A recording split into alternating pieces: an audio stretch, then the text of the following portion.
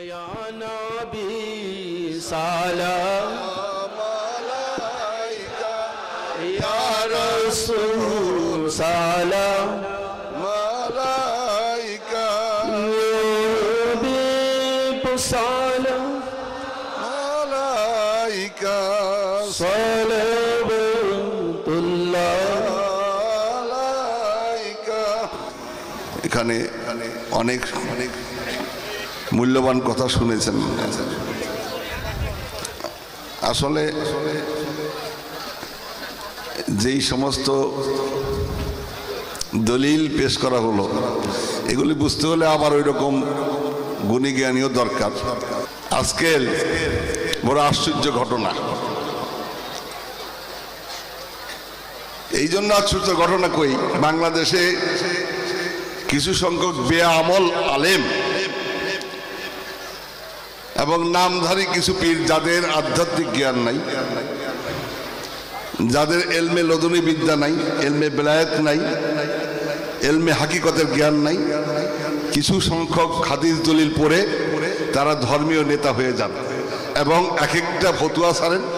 এখানে ওয়াজ চলবে না, ওখানে গান বাজনা চলবে না, এই ওয়াজও করা যাবে না, ওরস করা যাবে না। ও আফসোস লাগে যে তাদেরকে এই ধর্মের তাদের কাছে কি ইজারা দেওয়া হয়েছে, তারাই কি ধর্মকর্ম ইসলাম ধর্ম পরিচালক তারা। বাবা জান শরীফ শাহ সুরেশ্বরী আপনারা অনেকে হয়তো জানেন না, তিনি তো আলিয়া মাদ্রাসার হেড মৌলানা ছিলেন। তিনি তো সেখান থেকে উচ্চ ডিগ্রি নিয়েছেন। সেই যুগে তার সমকক্ষ আলেম খুব কম ছিল। এরপরে অনেক বড় আলেম হয়েছে, গাউসে পাকের মতো আলেম, খাজা গরিবে নওয়াজের মতো আলেম, বিশেষ করে এই যে আমাদের মাযহাবের যে ইমাম আবু হানিফা, তার সমকক্ষ আলেম বোধহয় পৃথিবীতে হয়েছে কিনা তাও জানা নাই। কিন্তু আফসোস এই তথাকথিত বাহ্যদর্শী আলেম ওলামারা তাদেরকেও কাফের ফতুয়া দিছে, বলে নাউজুবিল্লাহ। দেখেন গাউসে পাকের যে কাফের ফতুয়া দেয়, আমরা কি তার অনুসারী হব না? খাজা বাবা গরিবে নওয়াজ এই দেশে ভারতবর্ষে আসছেন, তিনি 99 লক্ষ বিধর্মীকে মুসলমান করছেন। আফসোস লাগে তারও এখন কাফের ফতুয়া। আমার একটা প্রশ্ন, খাজা গরিবে নওয়াজ যদি ভারতবর্ষে না আসতেন তাহলে আজকে যারা ফতুয়া দিচ্ছেন, আপনার দাদা পরদাদা তারপর উপর স্টেজে যান, দেখবেন যে সব হিন্দু ছিল, ভারতবর্ষে কোনো মুসলমান ছিল না। খাজা গরিবে নওয়াজের বদৌলতেই মুসলমান হয়েছেন, আবার তারই বদৌলতে মাদ্রাসা হয়েছে, মসজিদ হয়েছে, আমরা কলমা পড়তে পারছি। তাদেরই সন্তান হইয়া খাজা বাবার বিরুদ্ধে আমরা ফতুয়া দান করতেছি। আফসোস। আমরা একটা জিনিস লক্ষ্য করবেন, আল্লাহর ওলিরা কখনো কারো বিরোধিতা বা গীবত করে না। আমরা কি কারো বিরুদ্ধে কোনো কথা বলেই? যত তরিকতের লোক দেখেন, খাজা বাবা কি কারো বিরুদ্ধে কোনো কথা বলছেন? তাহলে এই সমস্ত যারা নাকি গীবত করে, ওয়াজ মহফিল করে, আল্লাহর ওলিদের নাম নিয়ে গীবত করে, গীবত করা কত পাপ। আমি বলি আপনারা ওই সমস্ত যখন দেখবেন গীবত শুরু হয়, ওই মজলিস ত্যাগ করে চলে যাবেন। আমি গতবারও বলে গেছি, কারণ তারা কিছুই দিতে পারবে না। যা দিতে পারবে আপনাকে সঠিক পথে থাকলে পথভ্রষ্ট করে দিবে তারা। বাবা জান শরীফ সুরেশ্বরী শিরক করবে কি কারণে? কেউ ইচ্ছা করে শিরক করায়? শিরকের গুনাহ কত বড় আপনি জানেন না? গাউসে পাক কি করান? আমি সেই রওজায় দরবারে উরুসের মধ্যে যোগদান করেছিলাম কয়েকবার। মসজিদের ভিতরে দব বাজিয়ে সামা মাহফিল হয় নেশার নামাজের পরে। আমার সেখানে ভিডিও ক্যামেরাও আছে, আমি সেই ছবি আছে। সেখানে বড় বড় আলেম ওলামা, পরে যখন জিকির শুরু হয়ে গেল, তাদের দেখা যায় পাগড়ির থেকে বড় বড় চুল বেরিয়ে আসলো মসজিদের ভিতরে।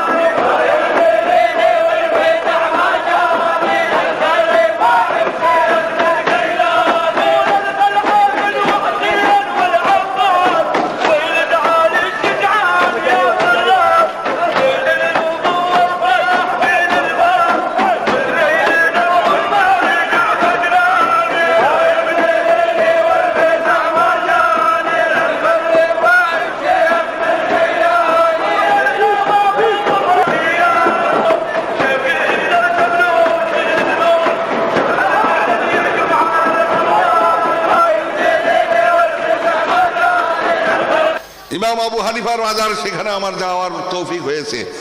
70,000 নবী ওলিদের রওজা জিয়ারত করার তৌফিক হয়েছে। এই যে হুজুর বললেন, এমন কোন রওজা নাই, এমন কোন আল্লাহর ওলি নাই যেখানে মসজিদ নাই। মাশাআল্লাহ, সুরেশ্বরে গেলে 5টা মসজিদ দেখবেন, না একটা না। তো এখন প্রশ্ন হইল, যারা নাকি পথভ্রষ্ট করে, আজকে দেখেন আফসোস লাগে, মনে হয় সারা দেশের সোল এজেন্ট তারা ধর্ম প্রচারের ব্যাপারে। এটা করা যাবে, ওইটা করা যাবে না, এটা হালাল হইলে না হারাম। তারপরে গিয়ে বাধা সৃষ্টি করে একজন মারধর শুরু করে দেয়। ব্যাপার কি? আমরা কি মগের মূল্যকে আছি? আসলে এরা প্রকৃত ধার্মিক নয়। ধর্ম কতগুলি মন্ত্রের জপনা না, ধর্ম কতগুলি আচার অনুষ্ঠান নয় যে মন্ত্র জপনা করলাম, আচার অনুষ্ঠান করলাম, ধর্মকর্ম শেষ হয়ে গেল। এলমে শরীয়ত, এলমে তরিকত, এলমে হাকিকত, এলমে মারিফত, এই 4টা যতক্ষণ পর্যন্ত না হবে ততক্ষণ সে পর্যন্ত সে খাঁটি মুসলমান না।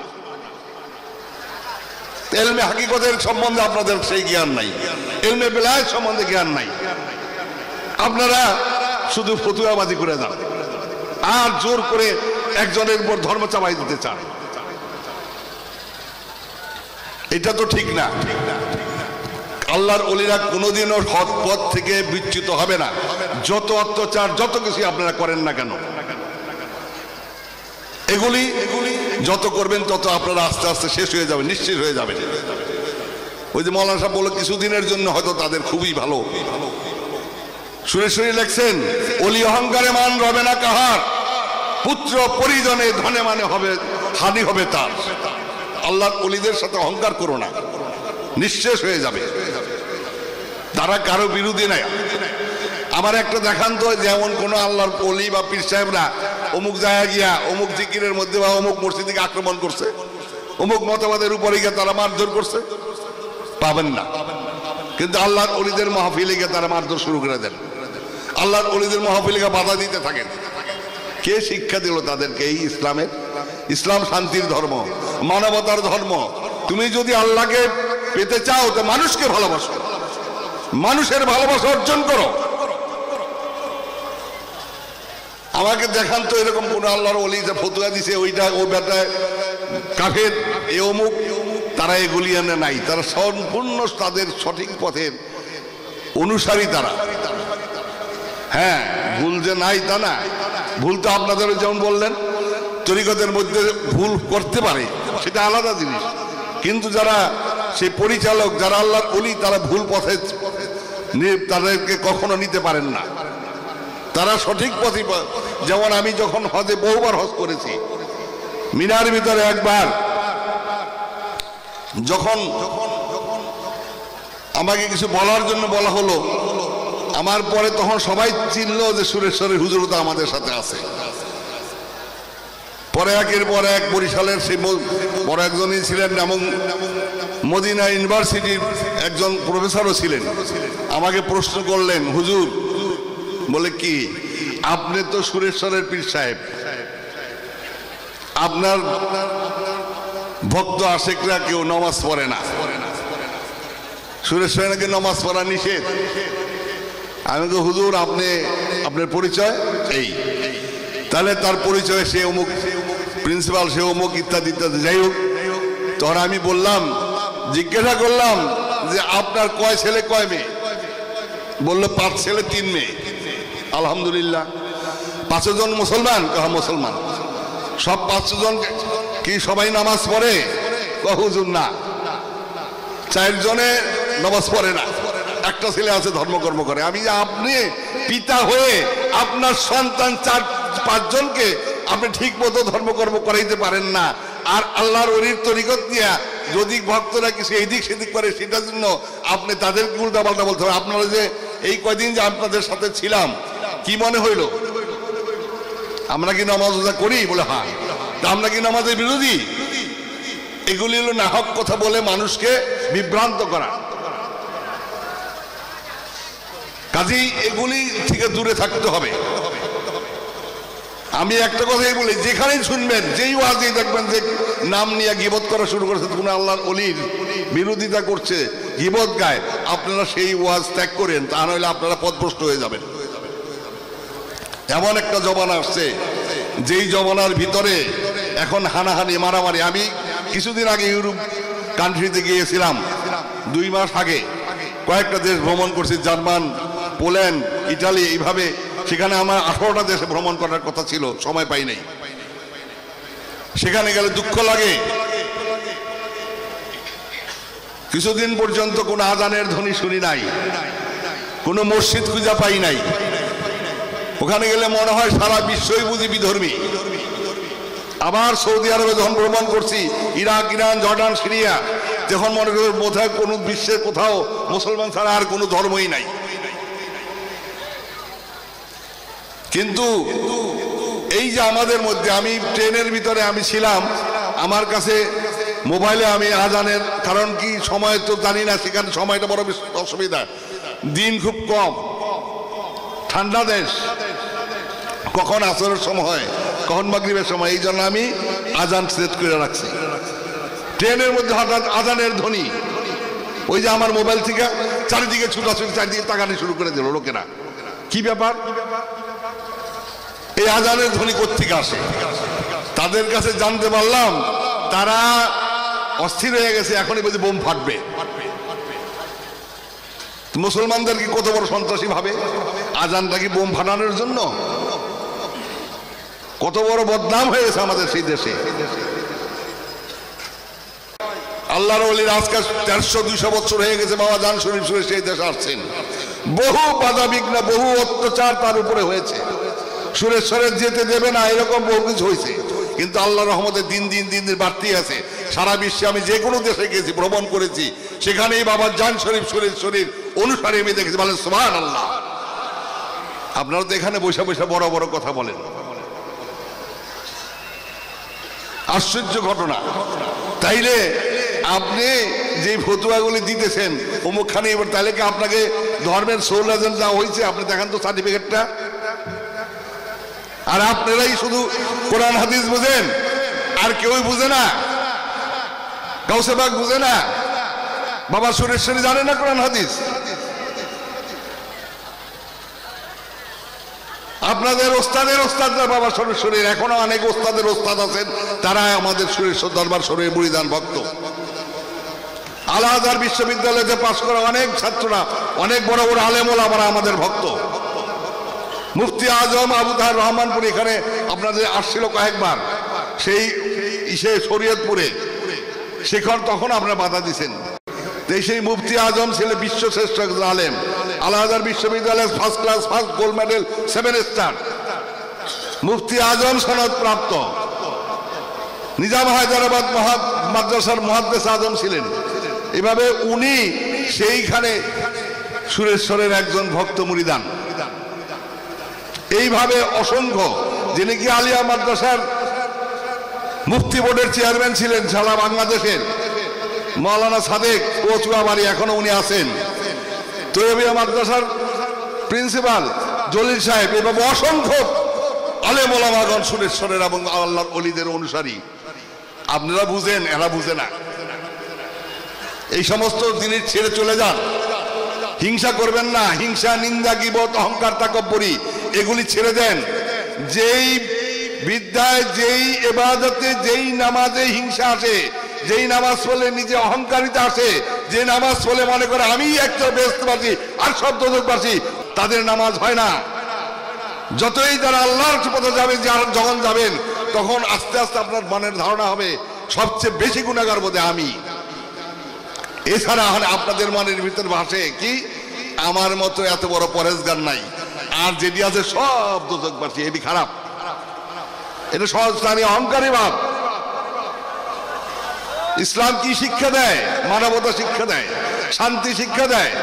মুখে বলেন শান্তির কথা, আর এই দিক দিয়ে বলেন সন্ত্রাসী। এগুলি করবেন না। আর আপনাদেরকে বলি, আপনার জবাব আপনাকেই দিতে হবে। ওই কবরে যে ফতুয়া দেয় তার কথা শুনে সে যাবে না কবরে। কোনটা হক কোনটা না হক এটা আপনারা ভালোভাবে চেষ্টা করলে বুঝতে পারবেন। আমি শুধু এই কথাই বলে শেষ করতে চাই, সুরেশ্বরের ওরস শরীফ চলতেই থাকবে, কিয়ামত পর্যন্ত চলবে ইনশাআল্লাহ। যত আল্লাহর ওলিদের দরবার আছে সব দরবারে চলবে। আজকে ইমাম আবু হানিফার মতো আলেমকে আপনারা ফতুয়া দেন কাফের। আপনাদের একটা ফতুয়ার কাগজ আছে, ফতুয়া দিতে চামড়ার মুখ বলতে পারেন। গাউসে বাবার মতো আলেমরে কাফের। শাহজালাল বাবার মাজারে বোমা ফাটানো হলো কিছুদিন আগে ভারতবর্ষে, হযরত দাতাগঞ্জে বক্সের দরবারে ওরসের মধ্যে বোম ফাটাইয়া প্রায় 17-18 জন লোককে মারলেন। তারা আসছিল দেশে মানবতার ধর্ম নিয়ে, ইসলামকে নিয়ে। তাদের অন্তরে আল্লাহ এবং রসুলের প্রেম, যারা কোটি কোটি লক্ষ লক্ষ অন্ধকারে নিমজ্জিত গুনাহগার, গুনাহে পরিপূর্ণ সেই সমস্ত দিলগুলি, মুর্দা দিলগুলিকে জিন্দা করেছেন যে সমস্ত ওলি আল্লাহরা। হিংসা কারে কয় জানেন না, নিন্দা কারে কয় জানেন না, অহংকার কারে কয় জানেন না। সেই সমস্ত ওলিদের বিরুদ্ধে সেখানে কেন বোম? ওলির সাথে যতই অহংকার করেন ঠিকবে না। এটা আল্লাহর কথা, আল্লাহর ওলিদের কথা। যে ওলির সাথে যদি তোমরা যুদ্ধ ঘোষণা করো, আল্লাহ ওলির সাথে না আমার সাথে যুদ্ধ ঘোষণা করলা, যুদ্ধের জন্য প্রস্তুত হও, তা আল্লাহর সাথে যুদ্ধ করে পারবে? পারবে না। তা আমি বলি আপনাদের ঈমান আকীদা ভালো করে আপনারা রক্ষা করেন। কোরআন এক, হাদিসও এক, কলমা এক, আল্লাহর নবী এক, রসুল এক, সবই তো এক নাকি? না আপনাদের রসুল আরেকজন, আমাদের রসুল আরেকজন? আপনাদের কোরআন আলাদা, আমাদের কোরআন আলাদা। যেখানে এখানে আপনারা একটা বিদ্রুপ সৃষ্টি করে দিবেন, এমন একটা বিদঘিত করবেন, আমাদের ইবাদত বন্দেগী করতে দিবেন না। আমি আশ্চর্য হলাম, ওই যে আমার ওরসের মধ্যে সুরেশ্বরী ওরসের লাগাইতে যায় ব্যানার, কয় এই কাজ করুন, এই কাজ করুন, হায় হায় গুনাহগার সারাকার। এই যে কি বিদ্যা শিক্ষা দিছে, হিংসা। সুরেশ্বরী নাম শুনলেই তাদের শরীর জ্বলে যায়। কারণ কি? কারণ হলো হিংসা। যার ভিতর হিংসা আছে সে মুসলমান হয় কি করে? প্রকৃত মুসলমান হয় কি করে? যার ভিতর বিদ্বেষ আছে। তাহলে ধর্ম কতগুলি মন্ত্রের জবরানা, ধর্ম কতগুলি আচার অনুষ্ঠান নয়।